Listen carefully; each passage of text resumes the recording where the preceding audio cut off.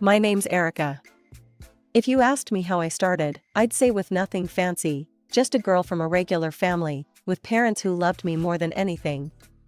My life was pretty standard until I hit college, where I met Jack. He was in the same restaurateur program, and man, did we click. We were both dreamers, aiming to carve out a little empire of our own. Ever think about opening your own place, Erica? Jack asked one night as we were cramming for finals over cheap coffee and day-old donuts. All the time, I admitted, not taking my eyes off the business plan spread across the table.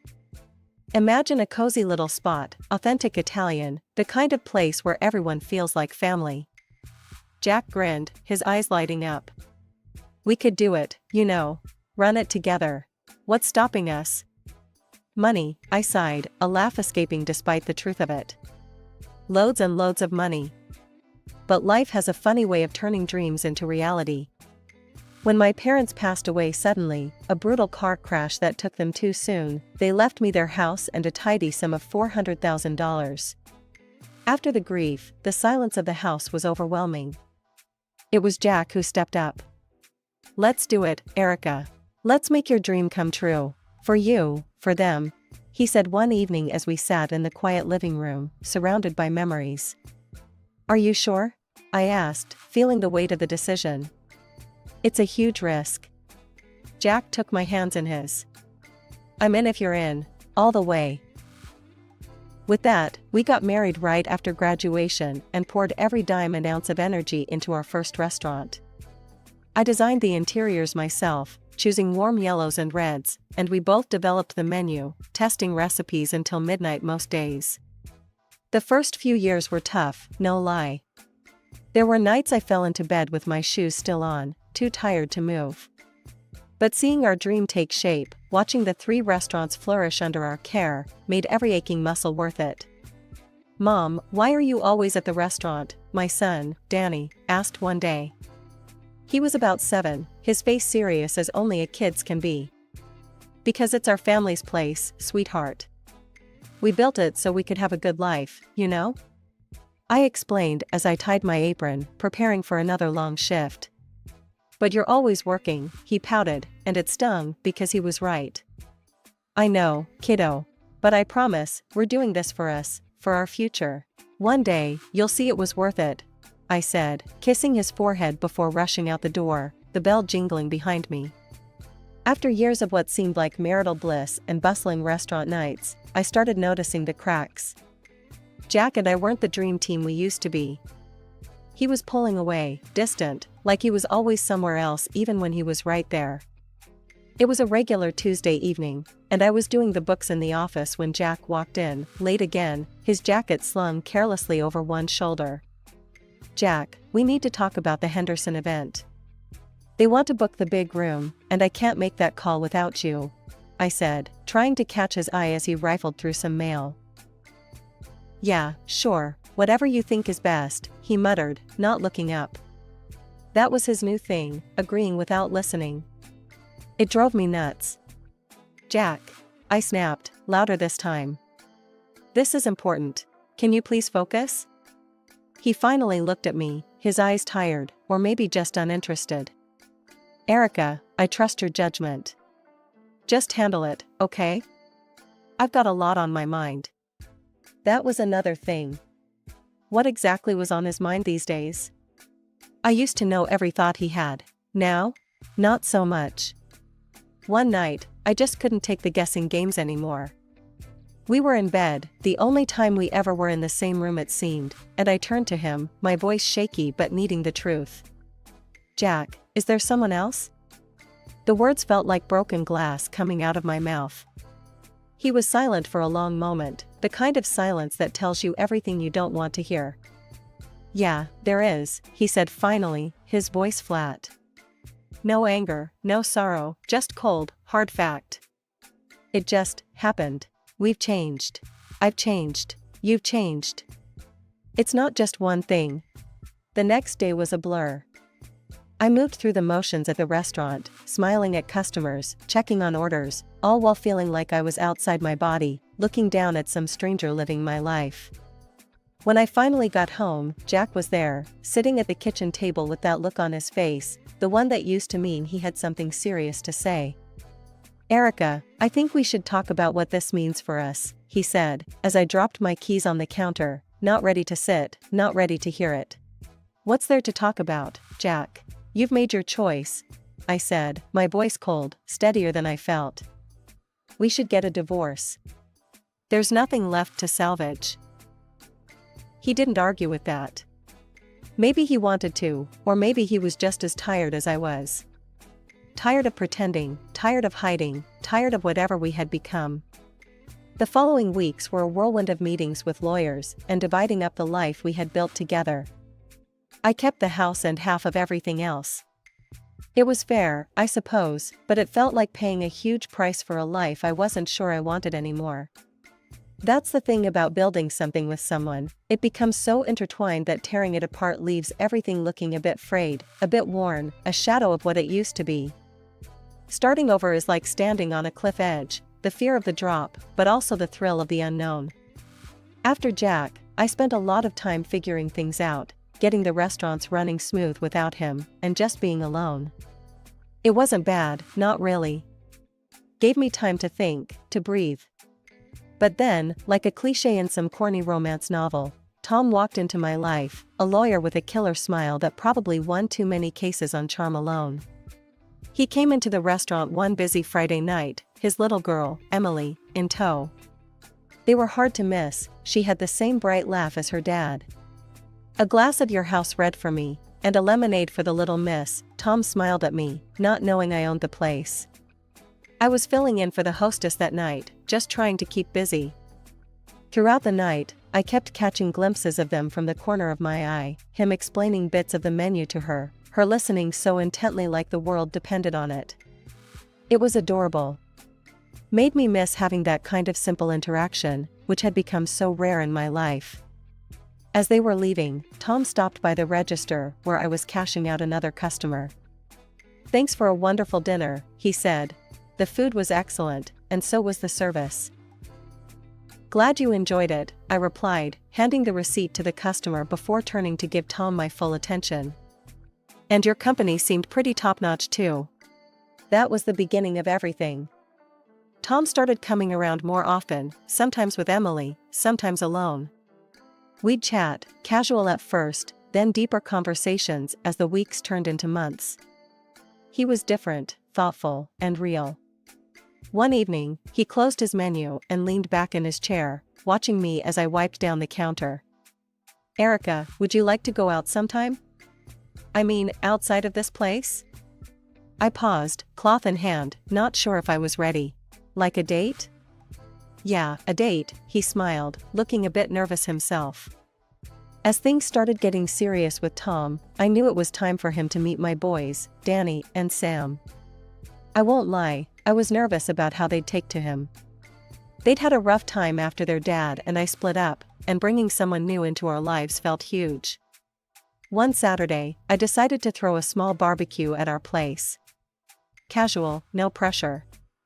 Tom came over with Emily, and right off, I could see the boys were sizing him up, a bit standoffish at first, which was expected. Tom, bless his heart, didn't push it. He tossed a football to Danny. "Hey champ, think you can teach me a few tricks?" Danny, a natural athlete, lit up at the chance to show off his skills. "Sure, but only if you can keep up," he shot back with a grin. Sam, quieter and more into his books, hung back a bit. Tom noticed and wandered over to him later with a comic book in hand. "Heard you're the expert on these. Think you could explain the multiverse theory to me?" It's way over my head. Sam's eyes, usually glued to his tablet, looked up, surprised and a bit impressed. Sure, I can do that." Watching them talk, seeing Tom genuinely interested in what Sam had to say, it eased my heart. And Emily, she was a gem, trying to include Sam in the conversation, showing off her own collection of superhero stickers. Just when I thought I had left all the drama behind and could finally get some peace with Tom and the kids, my past came knocking, or rather, ringing, on my day off. I was in the middle of making lunch when my phone buzzed with a number I hadn't seen in a while. It was Jack. My heart sank a bit, not ready to hear whatever he had to say. Erica, you're not going to believe this, but I'm suing you, Jack's voice chirped through the speaker, too cheerful for the words he was spitting out. You got more than your fair share in the divorce, and I've been talking to some very good lawyers, my new father-in-law's picking up the tab. We're going to make sure I get what I deserve, which is a lot more than what I walked away with. My head was spinning. You've got to be kidding me. We split everything fair and square. You agreed to it. Yeah, well, I've changed my mind. You don't deserve the good life, Erica. Not after how boring and ugly you turned out. I'm going to make sure you pay for it, he sneered, and I could almost see the smug look on his face. I couldn't hold back the tears. They started to fall, hot and fast, as the shock turned to anger, then hurt. Tom walked in right then, his face clouding over when he saw me. Babe, what's wrong? Who was that on the phone? It was Jack. He's suing me. Says he didn't get enough from the divorce and now wants to ruin me, I managed to get out between sobs. A couple of weeks later, the nightmare continued when I bumped into Jack and his new wife, Lara, at the school parking lot. I was there to pick up the boys, and there they were, leaning against their car, looking like they owned the place. Lara spotted me first and smirked. Look who it is. If it isn't the sad little ex-wife. Not taking very good care of yourself, are you, Erica? Don't worry, Tom will be out the door soon enough, just like Jack was. I felt my face flush with anger. Watch your mouth, Lara. You know nothing about my life. Jack chuckled, joining in. Oh, but we do, Erica. We know enough to see you're failing miserably. Maybe it's time someone else took over raising your kids. You're clearly not up to the task. That's enough, Jack, I shouted, my voice louder than I intended. The few parents milling about turned to look. You should be ashamed, talking like this in front of your own children. They walked away, leaving me there, fuming and humiliated. The drive back was quiet, my mind racing a mile a minute. How had my life come to this? Being threatened by my ex, insulted in front of my kids. But as we drove, my resolve hardened. Jack wanted a fight? He'd get one. Tom was already home when we arrived, and he could see the fire in my eyes as I walked through the door. Babe, you okay? You look like you're ready to go to war, he said, a worried look crossing his face as he came over to help with the boys. I am. I want to hire a private investigator, I said without preamble, dropping my keys on the counter with a clatter. Jack's up to something, and I want to know what it is.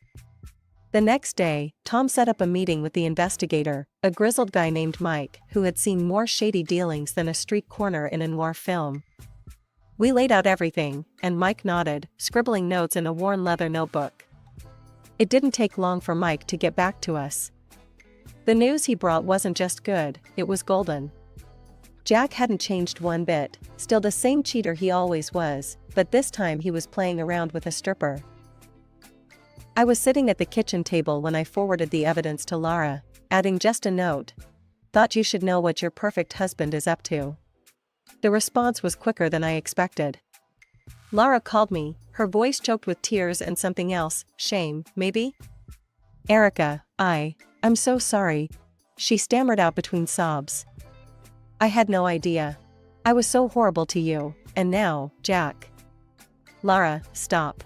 It's not your fault he's a jerk, I found myself saying, the anger softening as I listened to her cry.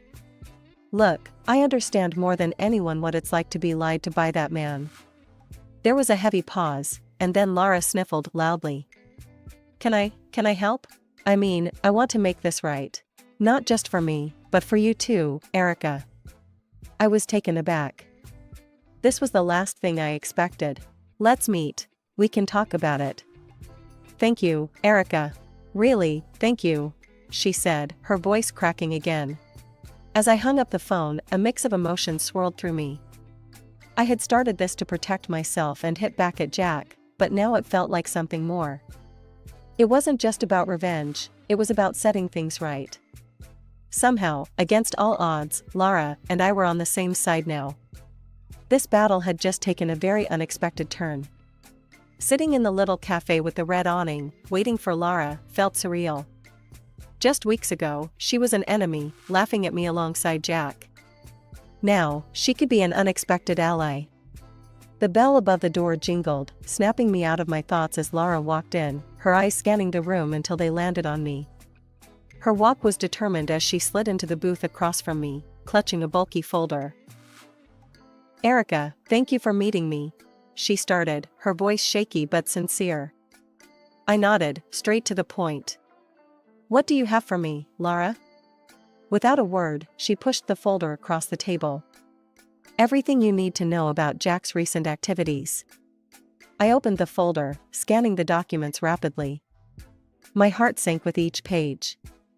There were emails and texts between Jack and several of my top employees, offering them double their current pay to jump ship and join a new venture he was planning. "This is just the beginning," Lara said.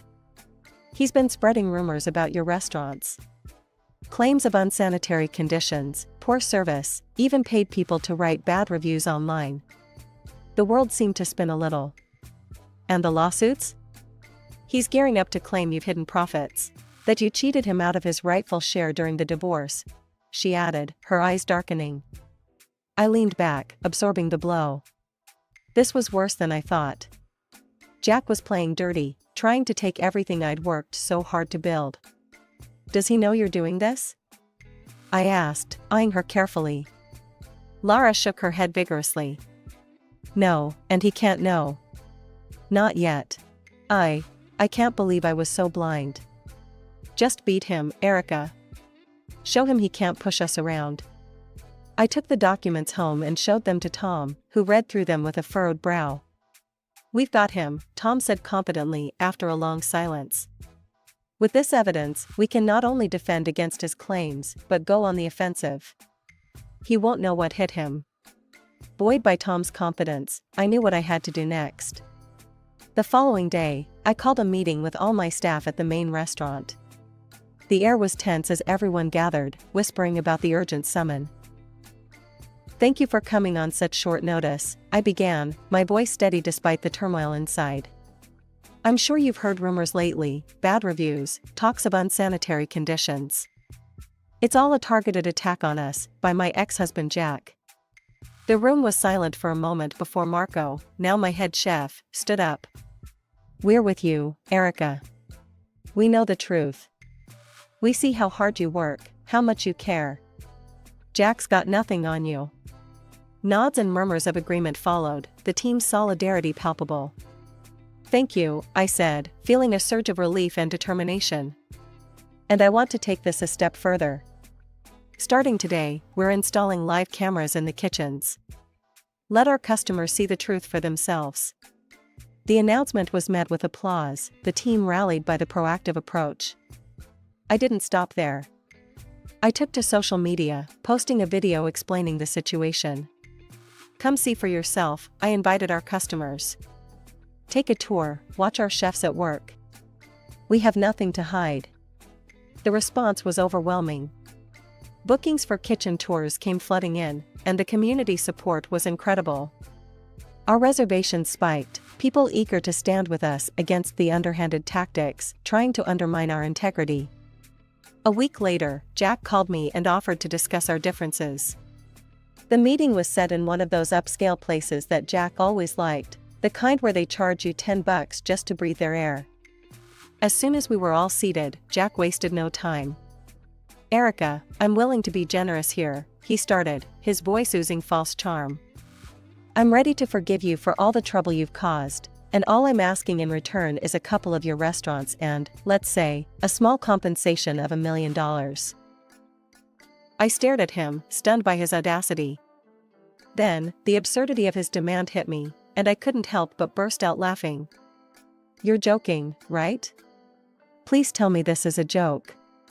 "I'm dead serious, Erica. It's more than fair, considering the circumstances," Jack sneered, looking at Lara. "Tell them, honey. Tell them your dad's backing us up." Lara's expression was unreadable at first, then she turned to Jack, her voice calm but cold enough to chill the wine. "Actually, Jack, there's been a change of plans. Jack blinked, confused. What are you talking about? Lara stood up, her chair scraping back sharply. She reached into her purse, pulling out a stack of papers. I'm talking about this, Jack. She threw the papers on the table, they scattered slightly, the word divorce visible on the top sheet. Jack's face went white as he picked up the papers, his hands trembling. Lara, what, why? Because I know about your affairs, all of them. Your sweet stripper was the final straw. Lara's voice broke slightly, but she quickly composed herself. And my father, he's indeed getting his lawyers involved, but not to help you. They'll be representing me in the divorce and suing you for everything you've done. She turned to me, her eyes softer. Erica, I should have believed you from the start. I'm so sorry for everything. I reached out, squeezing her hand briefly. It's okay, Lara. We both fell for his lies. But it's over now. Lara nodded, pulling her hand back and taking a deep breath. It is. She looked back at Jack, who was now slumped in his chair, his face buried in his hands. Goodbye, Jack. With that, Lara walked out of the restaurant, her head held high. The silence that followed was heavy. Jack finally looked up, his eyes red. Erica, please, I can change. Don't let her do this. Don't let her ruin me. Tom's laugh was harsh, echoing slightly in the suddenly too quiet restaurant. You did that all on your own, Jack. Erica has nothing to do with it. And as for that lawsuit you were so eager about, expect one from us for defamation. And trust me, we have more than enough to bury you. We stood up, ready to leave this mess behind. Jack remained seated, a broken figure who'd finally run out of moves. The courtroom was hushed as Tom and I waited for the judge to deliver the final verdict. My hands were clammy, clasped tightly together in my lap, while Tom, ever the rock, gave my hand a reassuring squeeze. The judge looked over the rim of his glasses, his voice steady and clear. In the matter of the defamation and damage to reputation brought by Ms. Erica against Mr. Jack, the court finds in favor of the plaintiff, Ms. Erica. It is ordered that Mr. Jack pay a sum of $500,000 in damages. A gasp went through the courtroom, mostly from Jack's side, but the sound was music to my ears. Tom leaned over, his whisper just for me. We did it, babe. You stood your ground, and you won. I could hardly believe it. After everything Jack had put me through, justice was finally served. I felt a tear slip down my cheek, not of sorrow, but of relief, of closure. But our legal victories didn't end there. Lara, true to her word, had gone after Jack with everything she had. Her father's lawyers were relentless, and Jack was ordered to pay a massive settlement for his infidelity and the emotional distress he caused. In the aftermath, Jack's restaurant empire began to falter. Saddled with debt and a tarnished reputation, he couldn't keep up. When his main restaurant came up for sale, Tom nudged me gently. You should buy it, turn it into something good. And I did. I purchased his restaurant at a fraction of its worth. One afternoon, as I surveyed my new property, Lara walked in. Since the trial, we'd found solace in our shared struggles and had become unlikely friends. Looks different when it's empty, doesn't it? She remarked, her voice echoing slightly in the vacant space. It does. But it won't be for long. I'm thinking of turning this place into a family-friendly venue, something the community can really enjoy. I shared, excited about the possibilities. We walked through the empty restaurant, planning and dreaming about what it could become. Lara, now free from Jack's shadow, was thinking about starting her own business, perhaps something in interior design. You've got an eye for it, I encouraged her. You helped me see the potential in this old place. As we stood there, talking about the future, I felt a profound sense of peace. The battles were over, the past finally put to rest. I had my family, my friends, and a future that looked brighter than it had in years. You know, I never thought we'd end up here, Lara said, gesturing around us. Me neither, I laughed. But I'm glad we did. It's funny how life works out, isn't it? As we left the building, the sun was setting, casting long shadows and bathing the street in golden light. I took a deep breath, feeling truly free for the first time in years. The road hadn't been easy, but it led me here, to this moment, this feeling of complete and utter freedom.